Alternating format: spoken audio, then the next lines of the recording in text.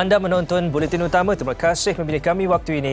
Saya Muhammad Ahmad Hamdan. Dan saya Hawa Rizwana Rizwan. Teruskan bersama kami di Buletin Utama.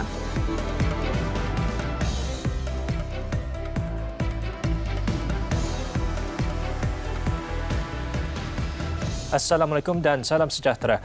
472 kawasan di 5 wilayah iaitu Petaling, Hulu Langat, Sepang, Putrajaya dan Kuala Langat, Selangor mengalami gangguan bekalan air mulai jam 3 petang tadi. Pengurusan Air Selangor Sendirian Berhad, Air Selangor dalam satu kenyataan memaklumkan henti tugas disebabkan insiden pencemaran bau di stesen pam air mentah Jenderam Hilir.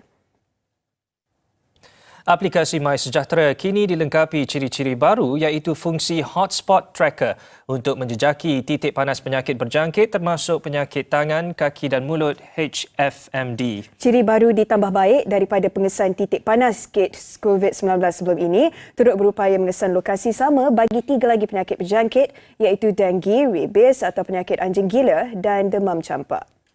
Masalah kesesakan jalan raya setiap kali musim perayaan khususnya ke Pantai Timur dijangka dapat diselesaikan apabila projek laluan Rel Pantai Timur ECRL siap pada akhir 2026. Menteri Pengangkutan Datuk Seri Wee Ka Siong berkata tempoh masa perjalanan ke Pantai Timur dijangka dapat dipendekkan kepada 4 jam menggunakan ERL berbanding lebih 7 jam menggunakan kenderaan.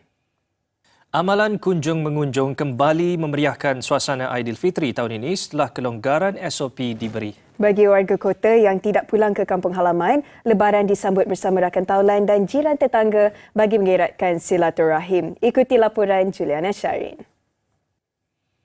Dikala orang lain meraihkan Aidilfitri bersama keluarga di kampung, suasana berbeza bagi petugas Barisan Hadapan dalam sektor perubatan. Meskipun sudah memasuki fasa peralihan ke endemik, mereka tetap cekal dan komited memastikan operasi klinik dan hospital berjalan lancar. Laporannya bersama Safwan Sawi. Lebih 30,000 orang daripada pelbagai lapisan masyarakat berkunjung ke Rumah Terbuka Premier Sarawak Tan Sri Abang Johari Tun Openg sempena Aidilfitri. Majlis Rumah Terbuka itu menjadi tumpuan selepas 2 tahun majlis seumpamanya tidak dapat diadakan susulan penularan pandemik COVID-19. Majlis berkenaan yang bermula Majlis Rumah Terbuka Aidilfitri Perdana Menteri dan anggota Jemaah Menteri akan diadakan di Lamansari Kompleks Sri Perdana Putrajaya Ahad ini. Sehubungan itu, Perdana Menteri Datuk Seri Ismail Sabri Yaakob menjemput orang ramai untuk hadir ke Majlis Rumah Terbuka berkenaan setelah acara itu tidak diadakan sejak 2 tahun lalu berikutan pandemik COVID-19. Beliau berkata demikian menerusi bertemu kembali.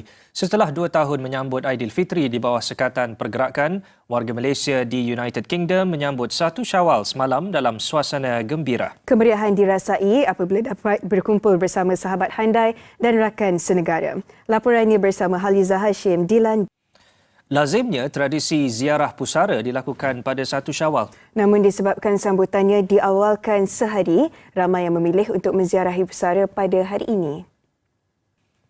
Dalam kekalutan meraihkan Syawal lebih awal, ramai yang memilih untuk membeli juadah raya kerana tidak sempat memasak. Tinjauan wartawan pelatih Hidayah Hishamli mendapati perniagaan juadah raya menjadi rancak. Dan ini pula usaha murni sekumpulan anak muda yang sanggup jual lemang untuk kutip dana membeli katil bagi kegunaan penduduk yang mempunyai masalah kesihatan. Ridwan Rushdi Azri Ruslan mendekati kumpulan terbabit yang sudah memulakan inisiatif berkenaan sejak 11 tahun lalu. Kembali di Buletin Utama, keuntungan tinggi hasil kegiatan penyeludupan rokok antara punca aktiviti haram itu masih berleluasa meskipun langkah diambil pihak berkuasa untuk membanterasnya tidak pernah terhenti. Menurut Pegawai Pemerintah Batalion 4 Pasukan Gerakan AM PGA Superintendent Rizal Muhammad, kegiatan penyeludupan barang itu meningkat sejak 2 tahun lalu meskipun negara dalam Perintah Kawalan Pergerakan PKP akibat pandemik COVID-19.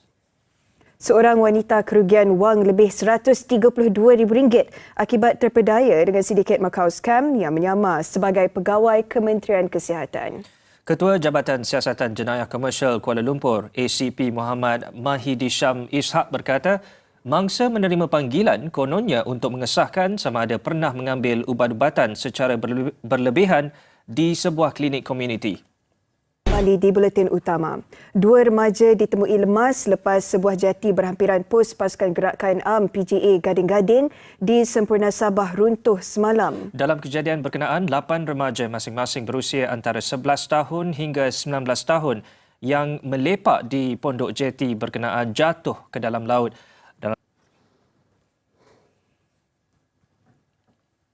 Laporan itu tadi mengakhiri Buletin Utama.